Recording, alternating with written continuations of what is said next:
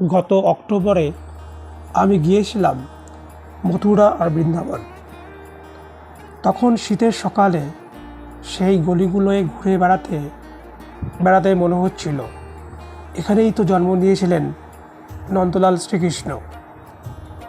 বৃন্দাবনের প্রতিটি রাস্তা, প্রতিটি মন্দির যেন আজও তার শৈশবের হাসি, বাঁশির সুর আর দুষ্টুমি বাঁচিয়ে রেখেছে।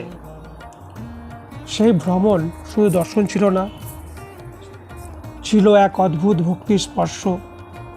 মথুরার কারাগরের মন্দিরে দাঁড়িয়ে আমি অনুভব করেছিলাম যেন এখনও শিকল ভেঙে আলো ছড়িয়ে দিচ্ছেন কৃষ্ণ।